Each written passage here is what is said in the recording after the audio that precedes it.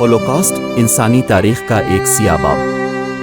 Holocaust, جسے شوآہ کے نام سے بھی جانا جاتا ہے، نازی حکومت اور اس کے ساتھیوں کی طرف سے 6 ملین یہودیوں کا منظم ریاستی سرپرستی میں کیا گیا ظلم و ستم اور قتل عام تھا۔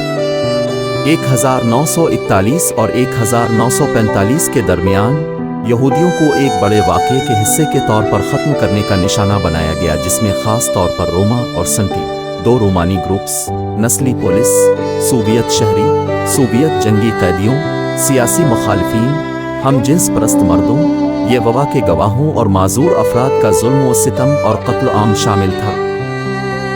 یہودیوں کو غیر انسانی بنا دیا گیا اور انہیں امتیازی سلوک کی مختلف پالیسیوں اور طریقوں کا نشانہ بنایا گیا، جس کا اختتام حتمی حل پر ہوا، جو یورپ کی پوری یہودی آبادی کو ختم کرنے کا منصوبہ تھا۔ ہولوکاسٹ ایک بھیانک واقعہ تھا جس نے انسانیت پر ایک دیرپا داغ چھوڑا۔ ہولوکاسٹ کے متاثرین کو یاد رکھنا اور ماضی سے سیکھنا ضروری ہے تاکہ ایسی زیادتیاں دوبارہ نہ ہوں۔ نازی پارٹی کا عروج۔ نازی پارٹی 1933 میں جرمنی میں برسر اقتدار آئی۔ نازی پارٹی کے رہنما ایڈولف ہٹلر ایک سخت گیر یہودی مخالف تھا جو یہودیوں کو جرمن عوام کے لیے خطرہ سمجھتا تھا۔ ہٹلر کی قیادت میں نازی حکومت نے یہودیوں پر ظلم و ستم شروع کیا، امتیازی سلوک کے قوانین اور پالیسیوں کا ایک سلسلہ نافذ کیا۔ نیورمبرگ قوانین۔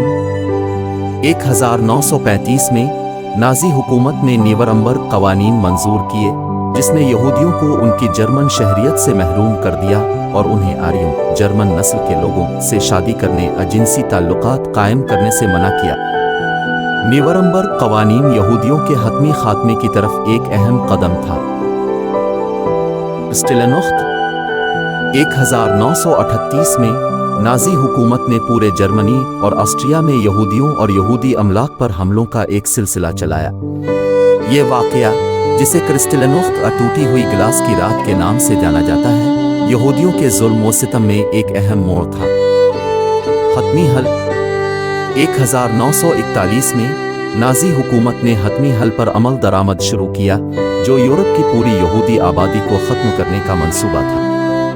یہودیوں کو گھیر لیا گیا اور حراستی کیمپوں میں بھیج دیا گیا، جہاں انہیں جبری مشقت، قحط اور اجتماعی قتل کا نشانہ بنایا گیا۔ کیمپوں کی آزادی۔ 1945 میں متفقہ افواج نے حراستی کیمپوں کو آزاد کرا لیا۔ اس وقت تک لاکھوں یہودیوں کو قتل کر دیا گیا تھا۔ ہولوکاسٹ ایک بھیانک واقعہ تھا جس نے انسانیت پر ایک دیرپا داغ چھوڑا۔ یاد رکھنے کی اہمیت۔ ہولوکاسٹ کے متاثرین کو یاد رکھنا اور ماضی سے سیکھنا ضروری ہے تاکہ ایسی زیادتیاں دوبارہ نہ ہوں۔ ہمیں سب کو نفرت اور عدم برداشت کے خلاف کھڑا ہونا چاہیے۔